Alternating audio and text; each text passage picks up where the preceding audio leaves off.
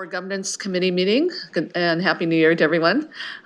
Before we start, I'd like to welcome our new colleague onto the board, our State Treasurer, the Honorable Fiona Ma, and look forward to working together with her. First order of business, roll call, please. Good morning, Scott. Good morning. State Treasurer Ma. Ms. Yamamoto. Ms. Dillon. Ms. Hendricks. For the Director of Finance, Ms. Wong Hernandez. Here. And Chairperson Yi, you have quorum. Thank you very much. Members, we have just a fairly short agenda today, but I think an important agenda to set the tone for the year.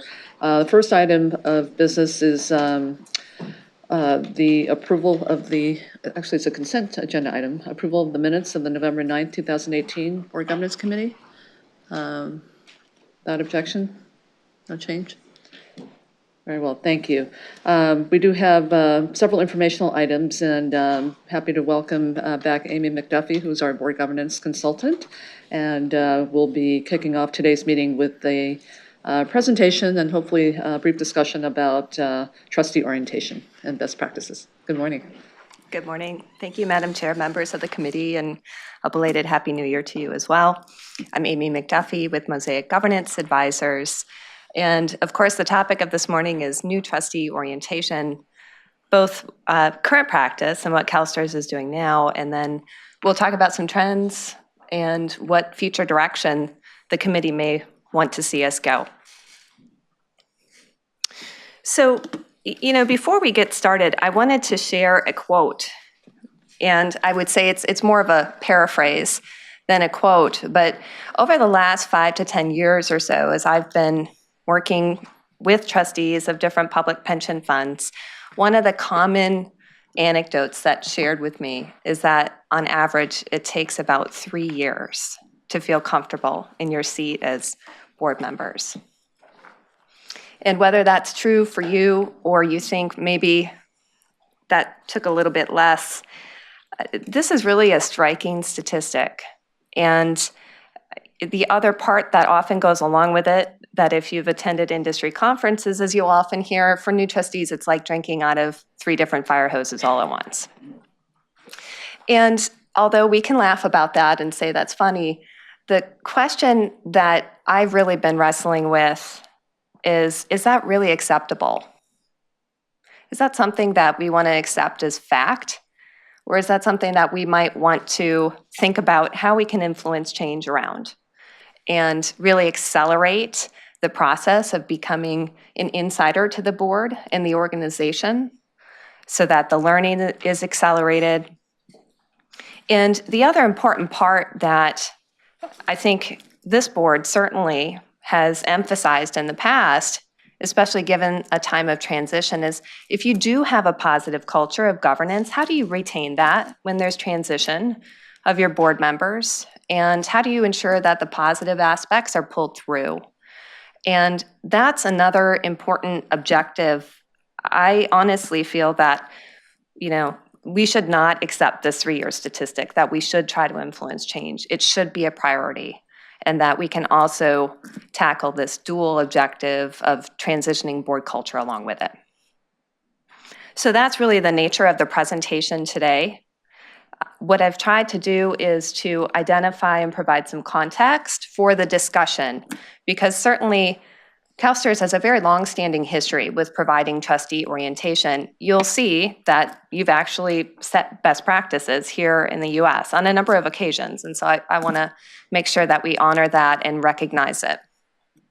I also wanted to share some high-level summary information about the trends that are going on outside of the US and other markets among public pension funds, and then bring it back here to the US. What are your other public pension fund peers doing? What are we seeing on the corporate side? All of those, while they're very interesting, I think they provide some takeaways. And so I want to get into some of the strengths and opportunities for enhancement that I think this committee has here in reshaping the orientation program. There's a new approach that I'd like for the committee to consider and provide direction on. So I'll go over the key elements of that. And then there are some policy considerations that, again, your direction would be most instructive as we go forward. One of the critical things that we'll talk about is the reality of board time. And as individual trustees, how much time do you actually have to be able to further the education and development, not just within the first year of service, but on an ongoing basis? You definitely have a policy requirement underlining that, and we'll go through that. But that's how I'd like to structure the time this morning. So this first slide really is trying to set the context for how orientation has evolved here. And it's interesting that it started with the strategic plan, and that was back around 2003. And tomorrow we'll be talking about the strategic plan in the full board setting.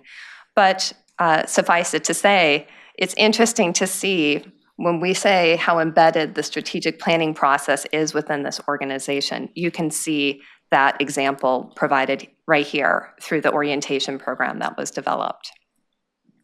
As a result of undertaking an orientation program, the board policy, the board education policy, came into play. It was adopted by the board. The whole notion at the initial offsite was, how do we get board members to be skilled fiduciaries? And remember that from a fiduciary perspective, and I'm sure your general counsel and fiduciary counsel can attest to this, is that there's not really a sliding scale. So when you start your board service, the same fiduciary responsibility applies to you that it does to perhaps Ms. Dillon, who's been sitting on the board for 15 years. And that can be daunting, for sure. There's no doubt about it. So the question at the time was, how do we ensure that there's a good curriculum to get trustees up to speed so that you can actually be skilled in your work, you get the education that you need to inform your decisions? And that was the initial auspice of this program. You can see the governance committee when that was established, 2004. It was an ad hoc turning into a standing committee in 2005. And this new trustee orientation program and the notion of the governance committee having oversight over education was part of that. So very thought forward and far-sighted at the time. And of course, because of that, you can see the best practice recognition. There are a couple of hallmark types of reports, if you will, within the public pension governance domain, and you can see them referenced here, the Klapman report from the Stanford Institutional Investors Forum. And you can actually, if you look through that report, you can see provisions of the CalSTRS policy at the time that are reflected as model language. A pretty powerful thing that at that time you were able to influence how other public pension funds did business around educating new trustees. So obviously a job well done there. In true CalSTRS fashion, I have to say, nothing stays stagnant. And certainly just because you had a program didn't mean that it calcified and never changed.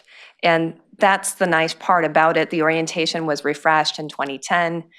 In 2013, you started looking at what types of requirements do we need as a board, and you voluntarily adopted a policy to have continuing education requirements. Now, some other states, and you have, of course, CalPERS here, that is required by statute to have a specific number of credit hours, if you will, for education. And that happened in other states too. Texas is a good example. They have a statutory requirement for the number of continuing education hours. So here you don't have a statutory requirement, but you do have a board policy. And the policy itself has been provided as an attachment to the write-up, to the agenda item write-up and board materials today. So that policy was amended. Again, you receive best practice recognition. There's been elements that have been added to the orientation. There's been an investment asset class overview that had been developed and introduced to trustees. There have been things like a call center tour. New trustees have participated in observing group education that's provided to members. And so you can see the shifting over time has been more of, let's make this customized and tailored to new trustees coming on. How can we do that? And that's really where current practice stands. So again, from a knowledge standpoint, your orientation on its own consists of two big components. The system orientation, there's around 10 or so modules that underlie that, from actuarial perspectives, board governance, fiduciary responsibility, operations, budget. We can go through that if you have questions. It's on your board portal. And then, of course, your investment portfolio or orientation that go through all of the asset classes with Chris and his staff. There's a component that I like to consider as an immersive component or experiential. Those are elective. Again, the call center tour I mentioned, the trade floor tour, and the member education session observation. It gives you a feel for how does CalSTRS do business in an actual and practical sense versus just hearing about it from your executives, which is also important. You certainly have a long cast of external elective opportunities that you go to, whether that's conferences or topic-specific events like Rotman, for example, which really drills into board effectiveness. There's also online education events that qualify under your policy of webinars, for example. And then your policy provisions, I've cited where they show up in the policy manual. And really, the board has a requirement, board members themselves, to look ahead and try to map out what education they'd like to use or take part of during the upcoming year to self-develop. And so that notion of being future-focused is embedded in your work today. Your orientation and continuing education dovetail. And so you have what's very nice in terms of an initial platform to start new trustees and then transition into your continuing education requirements. So from a coverage perspective, very much comprehensive relative to your policy. Any questions yet about what has been or what's currently done? Okay.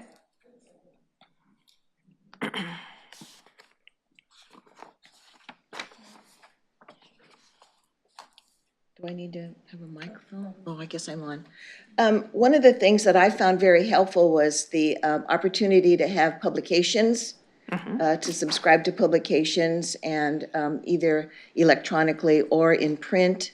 That was very valuable. Even though we have the newsroom send us clips every day, I think it was valuable to see the exact publication. So that was helpful. I'm glad you brought that up. Yeah, this is an important element to be in the flow of information of the industry. This is part of your policy. Other notable aspects that your statement, Ms. Yamamoto, reminded me of is your policy requires orientation. And that's an important piece. There's an actual requirement. It's not elective.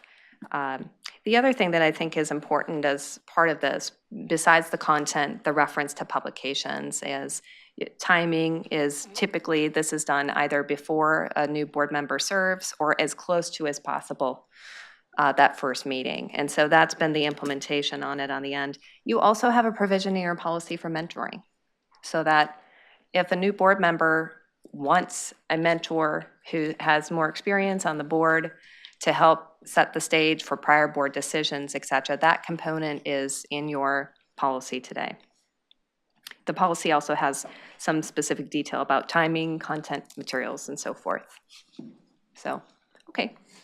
And Amy, I think one of the other challenges we have is just because of the diversity of our board, we all have different experiences that we bring into the board. So customization of this program seems really critical, because I just look around, and even in my experience on the board, it just seems like when we are either elected or appointed, there are areas that we need more growth in particular. And so being able to customize that beyond the initial orientation that we provide, but being able to have, and for board members to understand and know that that's an option, that they can ask for what they need. That's something that I'm still learning how to do. But if you need to beef up on investments, that there's opportunities, and obviously investment staff are always willing to work. But it just seems like that's a key for us because of the diversity of our board and where we've come from. So I think that's also, it's a challenge, but it's also, an opportunity for us to ask for what we need to. Yeah, that's an excellent point. It's actually a very nice dovetail into the summary of trends. And certainly looking internationally at what other public pension funds do in other markets like the UK and Australia and Canada, for example. So I want to cover that part of it. I think it's important also to look at what's going on in the US, not only among other large public pension funds, but on the corporate side too. Not to say that their practices would direct the shape of this program, but they're certainly interesting to look through. All of these are. And certainly while applicable law is very different, especially outside the US, there's compensation for board members in other markets. There are differences, significant differences in board composition. There's significant differences in terms of outside the US. It's a regulator-driven type of model whereby there's a central professional body or a governmental body that sets forth the curriculum. I do think that there's some good takeaways as we think about how do we make this fit for purpose for CalSTRS. There's some really good takeaways to think through. And so I wanted to talk through some of those to just refresh you. Back in just a couple of years ago, Catherine Jackson from Canada came to address this committee and shared some of these trends. And I just chatted with her a few weeks ago to get any updates from her on this. And there's this notion of professionalizing the board from the standpoint of having more independence outside the US. And so I want to run through some of those. The use of a skills matrix, for example, is still prevalent, and that's essentially used to find trustees. And that's something that the regulators are involved in terms of in Canada, certainly in the UK, in the Netherlands, for example. They're the ones who are sourcing board members for these public fund boards. Very different than what we do here. They also set the baseline level of knowledge or the curriculum. There is a use of a self-assessment. So if you're a new trustee, you're someone who's interested in board service, there's this notion of looking at what are all the topics or domain areas that you would be interacting with or required to make decisions around, and giving you a tool, a reference guide, if you will, to try to self-direct based on how you come into it. Where do you need to focus on? Most of the orientations and all of the big public pension funds abroad would have more of a formal orientation. They're mostly standard. They're standardized. And so, some of the trends that she shared a couple of years ago, which are still pervasive today, is that there's really this notion of moving away from a one-size-fits-all type of orientation, to your point, Ms. Hendricks. How do we customize this given the knowledge and expertise and experience that board members are bringing to this assignment? There's a notion of stretching training over a period of months instead of just having it be one day, that it's actually, there's more structure around that first year of service. There's a trend to invite existing trustees, existing board members to meet with the new board members. There's a notion of shaping around board agendas. So in order to deliver content, how do we kind of refuel the F-15 in mid-air, or the F-18 in mid-air, right? Which is, we know that you're already looking at so many diverse topics. We want to bring you into that instead of educating you about what's on the land, if that makes sense. So that's really the summary internationally. The other thing that they do, of course, is they provide an opportunity to get to know the membership, to interact with the membership, and they might do opinion polls, for example. They might do what they call knowledge circles, which is inviting board members to actually interact with participants or members. So there's some unique, creative practices that are going on abroad. Not all of them are going to be a matched fit for this environment, but at the end of the slide, I want to talk to you about what I think might be an opportunity. Now, moving into the U.S., let's start with the public sector first for large public pension funds. Here too, formal orientation. That's typically the standard, 1 to 2 days. There are some interesting things that are going on with that. I have a couple of other clients where they started inviting the board chair for the orientation so that the board chair could start to lay the context. And again, it's back to that F-18, right? We're in midair. We need to get you onboarded. How do we do that? And so that was one way that they did that. And then offering additional experiential or immersive opportunities, much like you've done here, which is, whether you're a member or you are appointed to this board or you're an ex officio, why don't you come and see what we offer to our membership? See, feel, observe the services. And that's something that I see probably could use some expansion here. We'll talk about that, but we've already started moving in that path.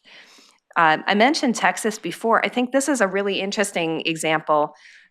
Texas has a pension review body that was established by the legislature. So it has its own board. It's not a legislative body, but it's a separate board, if you will, and it's responsible for oversight of all of the pension funds in the state of Texas, not only the statewide, but the local governments as well.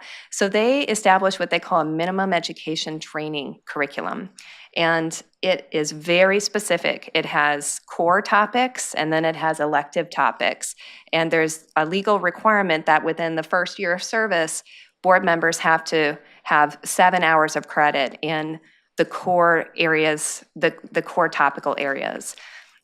The requirement is less than yours, but I think the takeaway here is that they have a curriculum. They've penned it out. It's very specific. And I really like that aspect about it because you could then use that to self-assess what's your own knowledge, what's your own confidence in each area to shape your future development. On the corporate side of things, there's some interesting shifts that are happening corporately. The talent pool is shifting. And so board members traditionally were, CEOs of other corporations. They have that kind of skill set that they bring to the table. There's this notion of next-gen board members.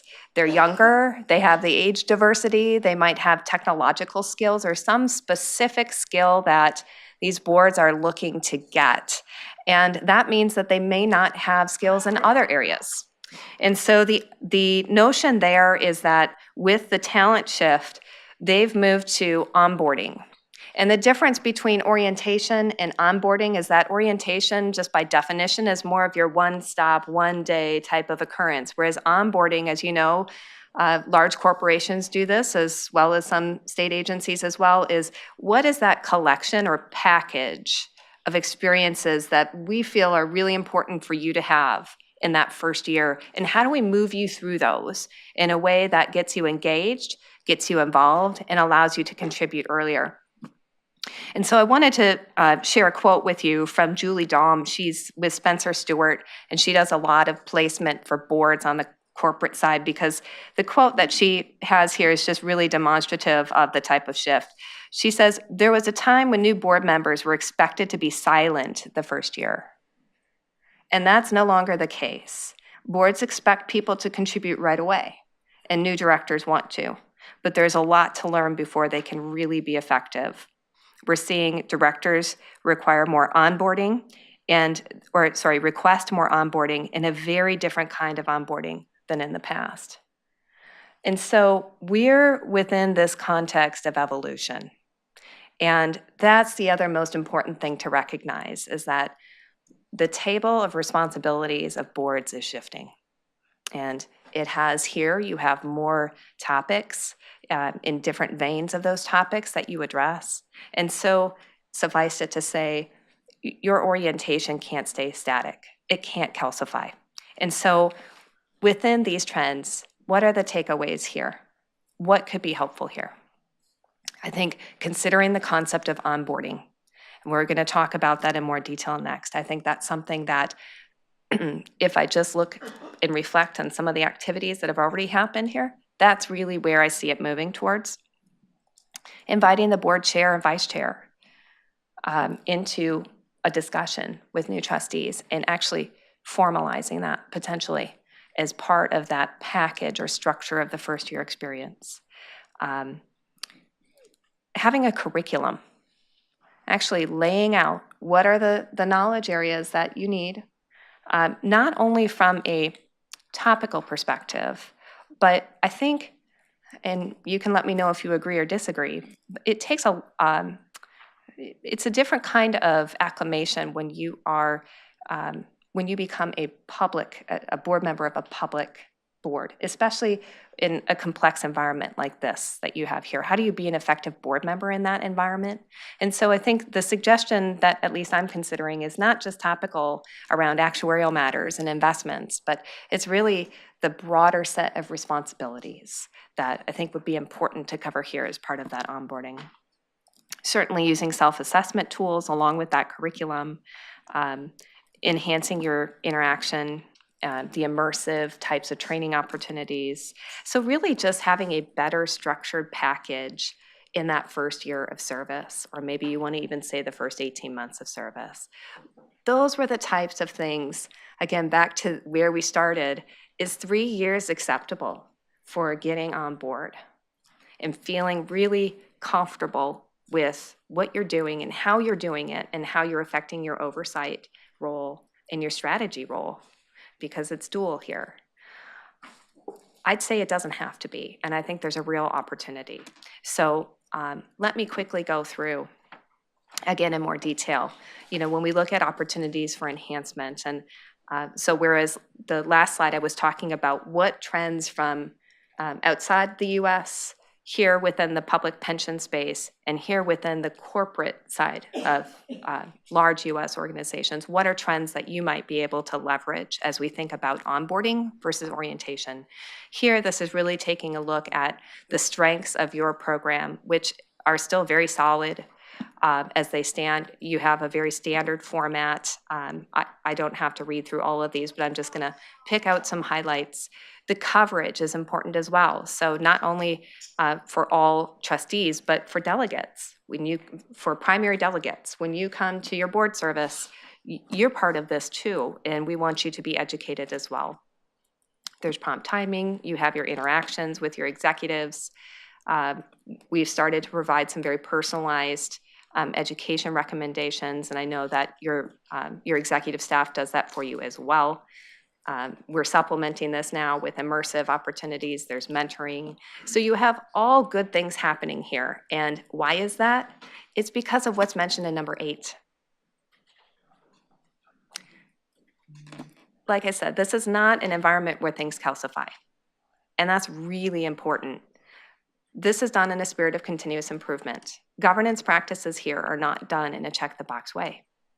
And that's the best thing about this environment. That's what leads to discussions like this. So you have a program that's pretty good, given your US peers. Yet here we are, we're talking about, let's make that better. Let's think about how that can happen so that we better meet your needs. And of course, you have a good, you all have good access to this as trustees through your portal. So I'm going to pick out, I should say, just some of the items on the right-hand side, the opportunities for enhancement that we haven't already talked about. The first, I really think as part of this, we'd want to take a look at the education policy to look at your consensus preferences. And a good example of that would be the definition of coverage. So for example, new board members are required they're covered under that definition, all new board members, and then you have primary delegates, which are people who would come and sit and represent the constitutional officer for at least one meeting.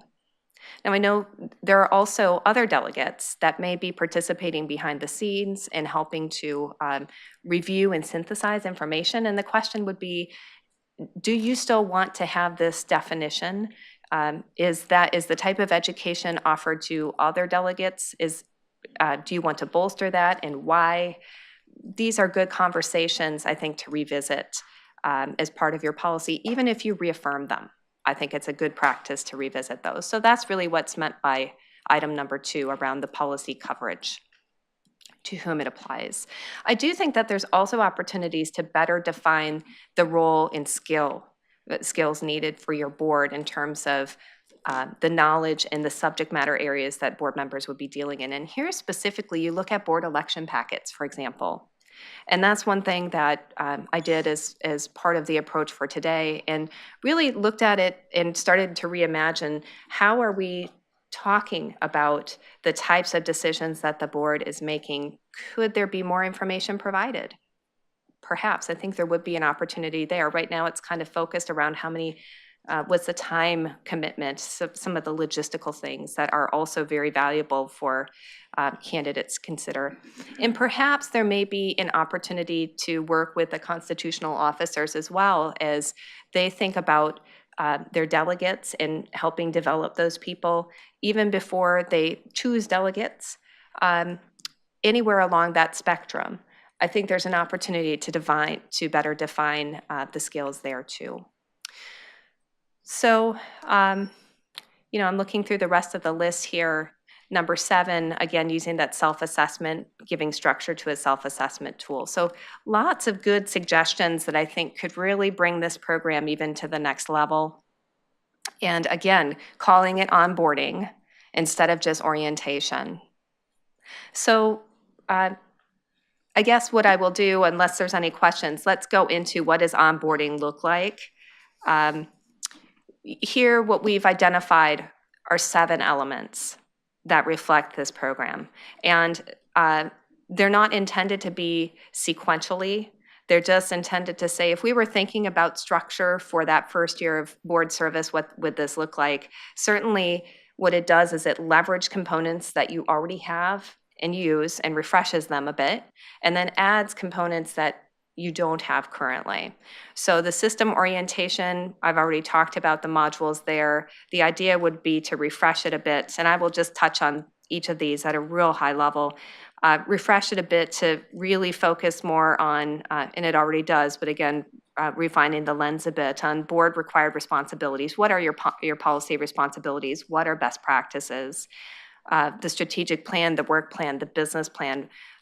Think about that F-18, again, that we're refueling mid-air. How do we get you connected on the topics of importance relative to the agenda? What are the key risks? What are the major initiatives? So that would be the system orientation. Oops. The investment branch orientation, again, you currently have the asset class overviews, but as I spoke with Chris and Scott and Deborah, the sense could be, could we start more at the higher business level around your governance and fiduciary oversight, for example? Can they lay the landscape for the collaborative business model, the staffing model that you've have structured here, why internal asset management is so important, and layer all of those things in. Those are touched on a bit in the system orientation, but we thought you have your investment beliefs here. And so they had agreed as well that perhaps expanding out and building on the good content that they already have would be something that they would be interested in doing as well, in addition to the asset class overviews. The board leadership orientation, just real quickly, this is where that transfer of the culture starts to occur. So an overview of the culture, the protocols, if you will, the expectations, the board perspective on major initiatives that are going on here, the board performance evaluation and some of the governance practices and describing how those happen. So that's what's meant by board leadership orientation. And doing that in a way where it's scheduled, and there's an agenda that guides that discussion. And then, of course, your board meeting education sessions. You have your annual required fiduciary training, Bagley-Keene, insider trading that your general counsel does. Those are all things that would be additive to this as a component. The immersive training, so the call center tour, the trading floor tour, going to group education sessions, receiving a pension solutions demo, for example. Those are the types of things that would be layered in. The high-value training events, I know a number of you have gone to Rotman and found that to be a very effective program, as well as NCTR and CII and Milken. And there's a real good list that I know has been generated of high-value conferences. And so thinking through maybe with you around, well, what would be good for a first-year board member versus once you have several years of experience. So that's the notion there. And then again, just building procedures and tools to support this that really help you help yourself as trustees so that you can self-assess where you'd like to go, stay focused on those education opportunities, have a platform for you to have the interaction and customization by talking with Jack and Chris and their teams around how do you get this type of education. And then on the back end, maybe looking at reporting, how is this working?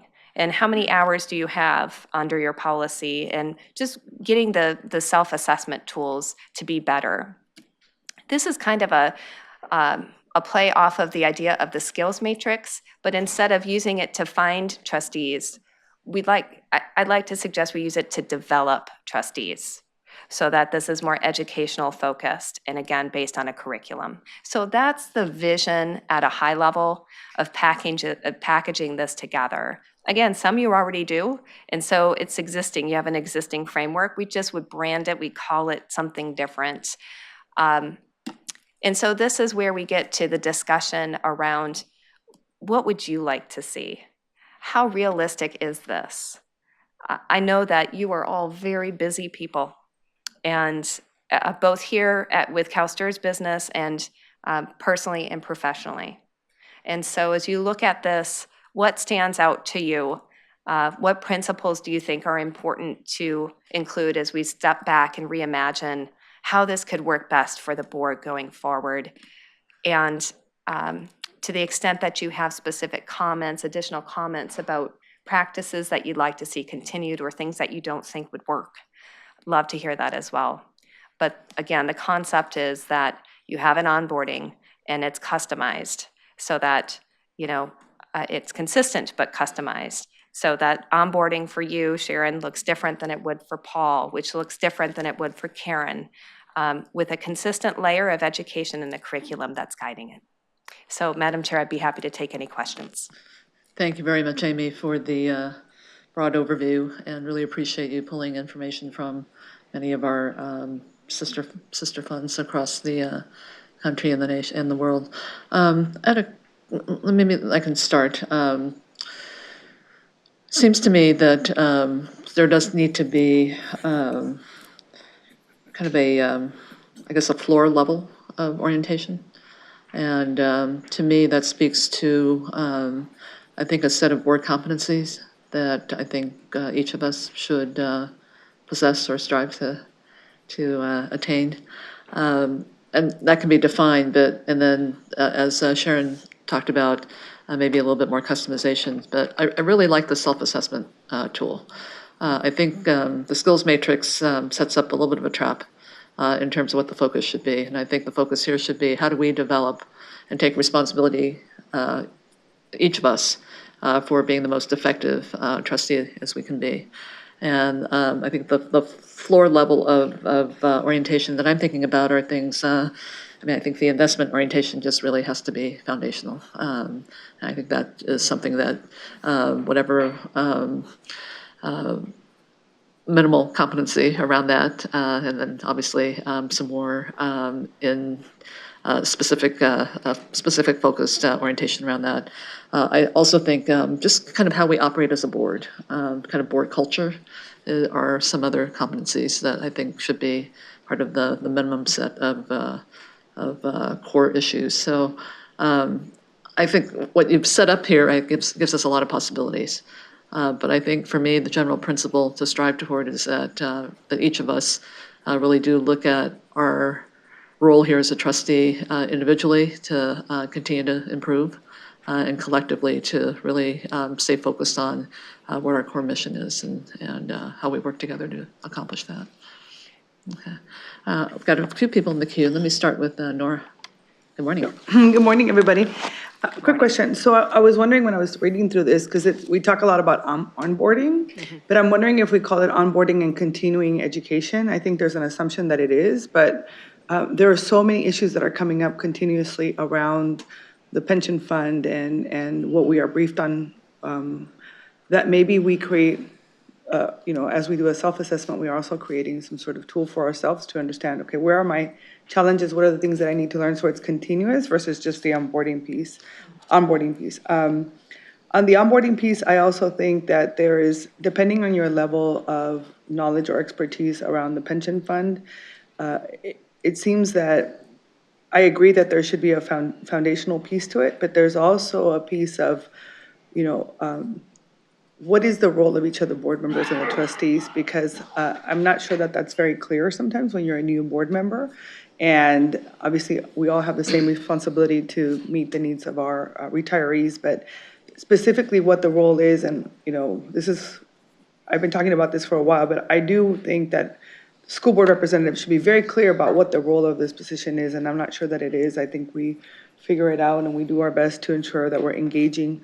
But that would be one. The other one would be to ensure that anybody who is new understands the partnerships with how the different chairs work and how decisions are made with agendas. And so really the culture of the board, but in a much more deeper dive, that maybe it's a conversation with the consultant to provide the feedback from an objective lens, not necessarily from the people who are leading, but actually from a different perspective. Because sometimes when you share with someone what the culture of the organization is, you're kind of telling people this is how it works here.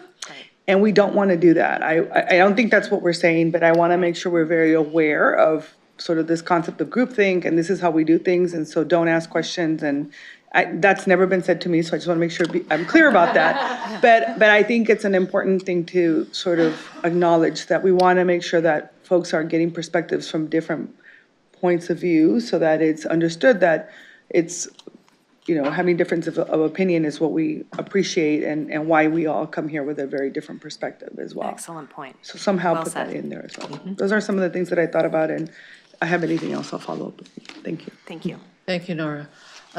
You raised something that I had, that keeps coming up to my mind, but I don't want to lose the thought. And that is, when I think about the tools that are available for us as trustees, I don't want to forget our board consultants, if there's a role for them to play in terms of either the orientation or the onboarding as well. Okay, Paul? Thank you. Yeah, I actually, Nora said kind of the same thing that I want to say, and I'll say it a little bit differently. So I'll tell a story about when I first got on the board. When I first got on the board, I was a senior member of the staff, who is no longer here, took me across the street, well, more than across the street, to the legislature. I was going to have a meeting, and as we walked into the building, we ran into a member of the legislature who I know well. And this person said to the staff person, "Oh, it's so great that Paul is on the board. He's going to be a great board member." And the CalSTRS staff members responded, "Yeah, as soon as we get him trained the right way." Which had a very negative impact on me. So I realized, I know what staff is doing. There is a way to be a good board member, and I am going to be trained by staff to be that kind of good board member. I think the culture here is not that extreme, and I think it's actually improved, and I think there's a recognition that there are a lot of different perspectives, and that's good. I mean, otherwise we wouldn't have 12 members of the board. If the expectation was we all thought the same, we wouldn't need a board. We could have a single trustee, as some boards have. So I think that while it's really important to train the board in the mechanics of, the technical details of what we do, the actuarial stuff, the benefit structure, investments and stuff like that, there also needs to be training to help board members not be intimidated to have their own voice. And I don't think the intimidation comes so much from the board as it comes from what is very well, I mean, we all recognize the absolute incredible job that the staff does, and we recognize their expertise, but it's very difficult to show up as a lay board member. None of us really come to this with the expertise that the staff has, and have the confidence to exercise our role, our job, which is that we're the ones in charge, and so I think that has to be part of the training, and I think part of that has to be that on the issues that we're wrestling with, that the training kind of describe all sides of it. I mean, we know from our last meeting, the implementation of our ESG policies and divestment policies and stuff like that, there's there's a lot of good debate and thinking going on in this board. And everybody should feel that they've got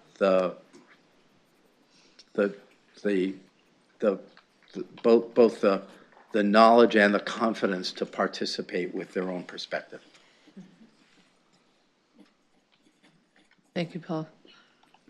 Sharon?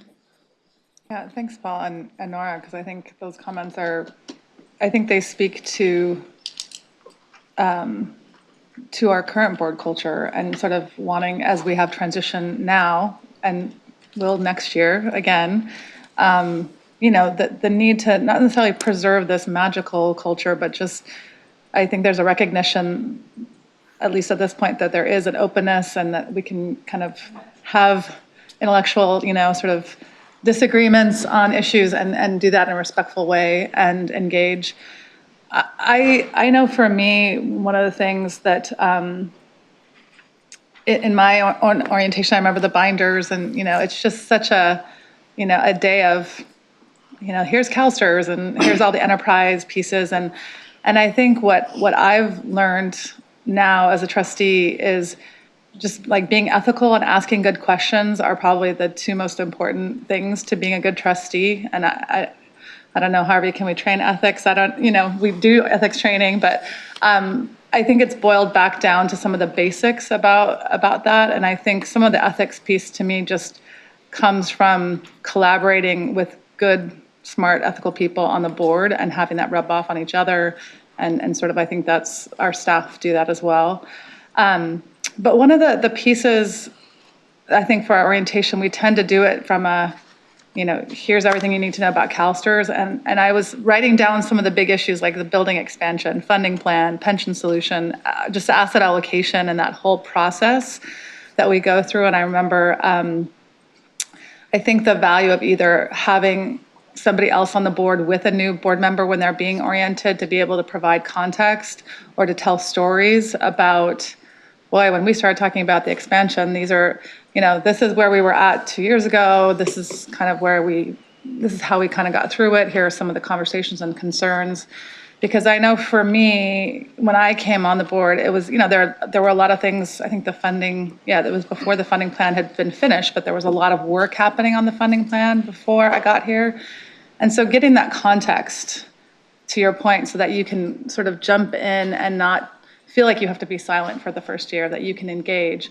But it helps to kind of hear people say, here's where the bodies were buried, here's the challenges, and the context, I think, is really important. And to maybe have us think about what are the 4 or 5 key kind of areas. I mean, pension solution is an obvious one. I think the funding plan, the expansion of the building. I think somehow to be able to contextualize that with having either another trustee there to help the new trustee to kind of get that context, to have consultants, to Betty's point, having you or Amy or our board consultant to be there. I think that's more helpful than just a lot of information. And I think making our orientation or onboarding or whatever we want to call this more contextualized would probably be most helpful. But I agree with Paul's comment. I just think I try and tell every trustee that, you can get a Bloomberg subscription. You can ask for what you want. And I think sometimes we don't always know that from day one, whatever you need, ask for it. Sometimes we need to get better at creating space and have staff be responsive when we ask for something and then ask again. I think the context piece is really important. Okay, thank you, Sharon. Harry? Marty? Thanks, Madam Chair, and welcome to our newest board member, our State Treasurer, Ms. Ma. Look forward to working with you, and welcome to CalSTRS. Congratulations on your victory. I want to thank Amy for your work and Nancy Williams, who was our board consultant on governance matters when I was first elected to this board. And I've learned so much from so many people, including Nancy and yourself. And, you know, it's just a great honor to be on the CalSTRS board. And when I reflect upon, you know, what is our role here, I think it's like understanding, like, what are we trying to accomplish, right? What's our mission? To ensure the trust and retirement security of California's educators. That's what we do. We pay pension benefits, we collect, and then we pay benefits. But it's far more complicated than that. And when I think about, you know, how can I improve on becoming a better trustee, you know, I understand the duty of loyalty, the duty of trust, the duty of care, and there are lots of different hats that I have to wear in my life. But while I'm here at CalSTRS, it's a duty of loyalty and duty of trust to the fund. And I have to process it through that lens. But then I had to understand, you know, the governance model here. We delegate a lot of authority to our CEO and to our investment professionals. And I certainly have my views on the markets and how we should invest, but at the end of the day, I just really do asset allocation, which is not a little thing, it's a big thing, it's the driver of returns. But understanding what my role is and trying to the extent possible, staying in my lane.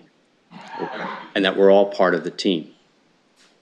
And in my view, you know, there's no difference between the people that sit around this dais and the people that clean this building. We're all part of the CalSTRS team. We have different roles and responsibilities. And how can I become a better trustee? Maybe I can be a little bit more open-minded. Maybe I can be a little bit more curious. Maybe I can acknowledge that I don't have all the answers. I don't even know some of the questions yet. So how can I learn from people who have different experiences, backgrounds, and knowledge to help me grow and expand and become the best Harry that I possibly can be, so that collectively we can be an effective group to, you know, reach our mission. And in my experience, I mean, if I just stayed, you know, someone used to say to me, gave me good advice once. He said, you know, Harry, if you don't want the car to get bent, just keep it in the garage. But you're supposed to drive it. And so for me, it's been a lot of education inside this boardroom. And it's been a lot of education. And I think we do a good job. And I thank the team, especially Jack, and people who source the educational opportunities that we have an opportunity to be able to participate in. It's amazing what's out there. But most importantly, those of us that are elected as teachers, we now have the time, I believe, to do the job, which I don't believe we necessarily had 10 years ago, to do it the way I would like to do it. We now have the time to do that. And at the end of the day, I believe, this is my belief system, is we're only as good as the people that we surround ourselves with.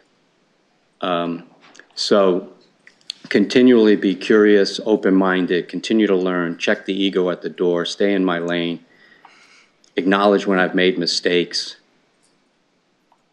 try to get better. And always remember, the reason we're here is to pay pension benefits. And to the extent possible, don't create unforced errors. There's a lot of challenges. There's a lot of challenges that we face, a lot of headwinds, and a lot of which we have no control over. But what we do have control over is how we treat each other here, how we think about important issues, how we think forward.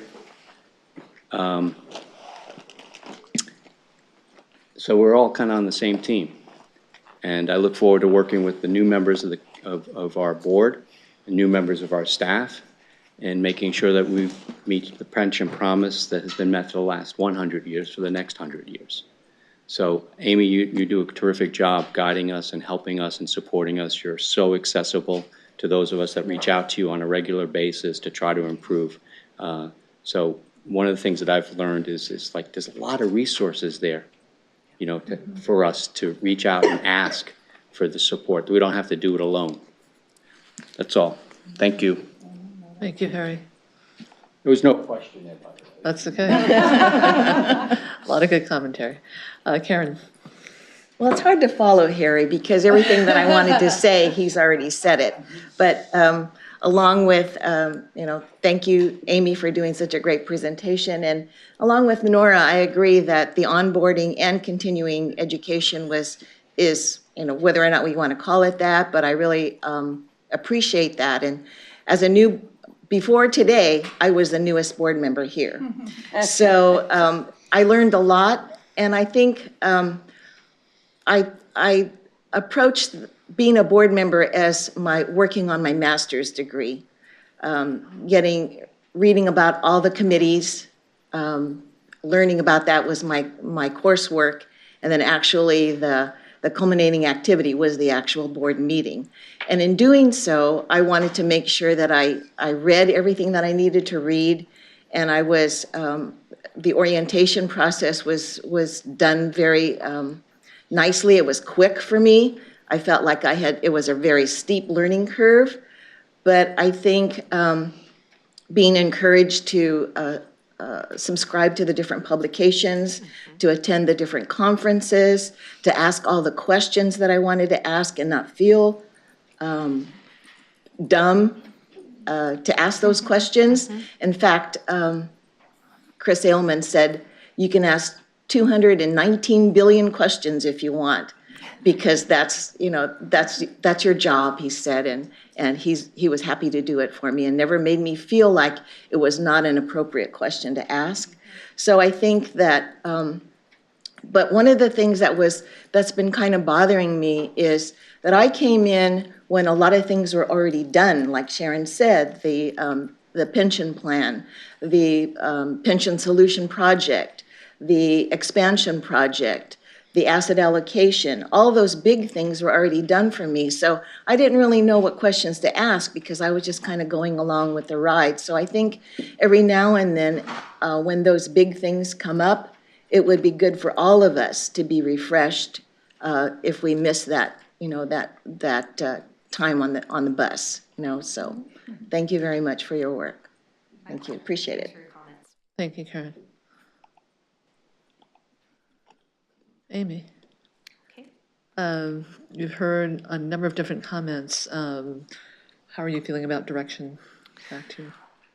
Pretty good. It sounds like what we're looking for is a foundational core of topics that are not just domain areas, but might be culturally related, for example, board procedure. So captured a lot here. I think in terms of next steps, what might be helpful is to flesh this out a bit. If this is the direction that we like, this notion of onboarding over a set period of time, whether that's the first year of board service, giving it some more structure, that's the direction that we will work with. I'll work with Jack and Chris and Brian, of course, and Jill. Certainly, that doesn't mean that we're going to stop. We're still the F-18 flying along that needs fuel. And certainly, Madam Treasurer, that will include training for you and other new trustees and delegates to the board. We'll have some policy revisions that we might need to take a look at. There could be other implications as well. I know Jill is going to cover your travel expense policy next.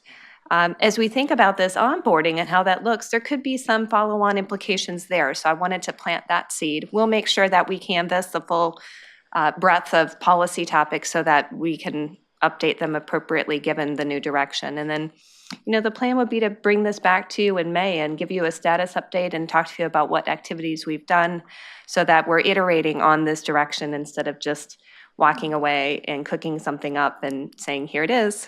So I think that's a better approach that will give us a better end result. So that's really what I had for you this morning. I really appreciate all of the engaged participation and comments. I thank you for those, and we'll keep working on this. Amy, we've got a few more members who would like to add some thoughts, so Okay. we'll do that. Okay. Dana?